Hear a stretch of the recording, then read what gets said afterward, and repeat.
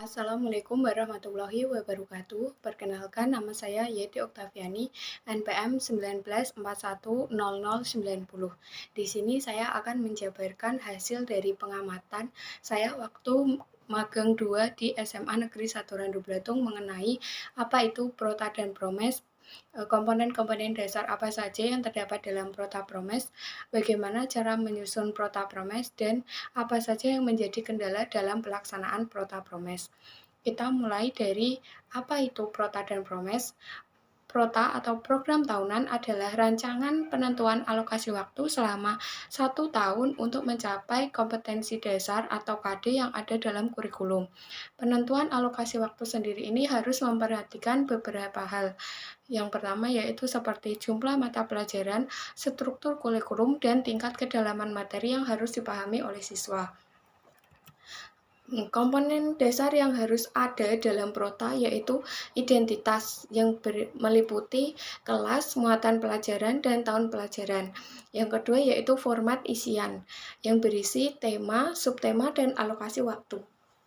Selanjutnya yaitu Promes atau program semester merupakan rancangan kegiatan belajar mengajar secara garis besar dibuat dalam jangka waktu 1 semester dengan memperhatikan program tahunan dan alokasi waktu tiap minggu. Jadi Promes ini merupakan penjabaran lebih lanjut dari Prota. Promes ini berisi komponen-komponen dasar. Yang pertama yaitu identitas yang berisi satuan pendidikan, mata pelajaran, kelas atau semester, dan jumlah jam pelajaran. Format isi berisi tentang tema, subtema, pembelajaran alokasi waktu, dan jam efektif yang terinci per minggu, keterangan yang diisi oleh pelaksanaan, dan pelajaran tatap muka yang akan dilangsungkan. Hal-hal yang perlu diperhatikan dalam penyusun Prota dan Promes meliputi kalender akademik yang dikeluarkan secara resmi oleh Dinas Pendidikan, struktur kurikulum, komponen dasar, dan silabus. Alur penyusunan Prota dan Promes dimulai dari rencana pekan efektif per semester. Setelah kita mengetahui jumlah waktu efektif atau jam-jam efektif, selanjutnya kita tuangkan ke dalam program tahunan. Setelah kita selesai menyusun program tahunan, kita jabarkan lebih lanjut di program semester. Langkah-langkah menyusun Prota dan Promes yang pertama yaitu mengkaji kalender pendidikan tiap satuan pendidikan yang diterbitkan oleh Dinas Pendidikan untuk menentukan banyaknya pekan efektif dalam setiap bulannya. Kalender pendidikan ini memuat hari-hari libur seperti hari Sabtu atau Minggu, libur semester, libur permulaan puasa, hari raya, libur nasional, libur pilkada, dan hari-hari khusus lainnya.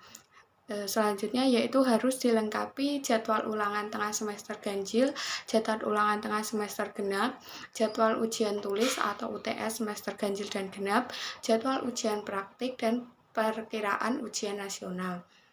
Langkah yang kedua yaitu mengkaji struktur kurikulum untuk menentukan jumlah jam mata pelajaran per minggu.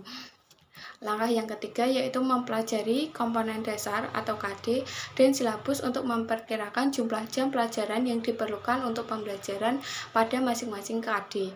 Yang keempat, menghitung pekan efektif per tahun dan per semester.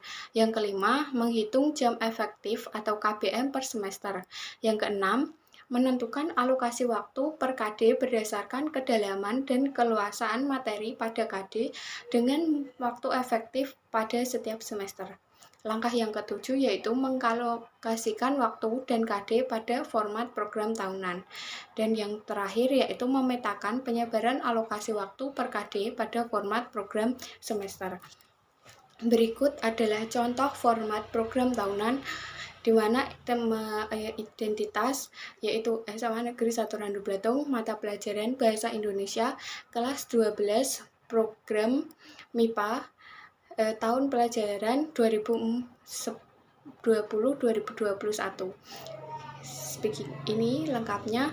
Selanjutnya yaitu ada format program semester, di mana terdapat identitas, yaitu sekolah SMA Negeri 1 Randu Blatung, mata pelajaran Bahasa Indonesia, kelas 12 semester 1, program MIPA atau IPS. Nah, itu dilengkapi dengan tanggal-tanggal yang merah, diberi tanda merah. Yang terakhir yaitu berdasarkan observasi dan wawancara saya dengan guru bahasa Indonesia di SMA Negeri 1 Randu Belatung, hal-hal yang dapat menjadi kendala dalam pelaksanaan Prota dan Promes yaitu yang pertama kesulitan pada perhitungan jumlah minggu efektif dan jam-jam efektif. Yang kedua yaitu distribusi jam efektif per kompetensi dasar. Jadi apa yang kita rencanakan kadang itu tidak sesuai atau sulit disesuaikan dengan kondisi di lapangan karena melihat situasi dan kondisi.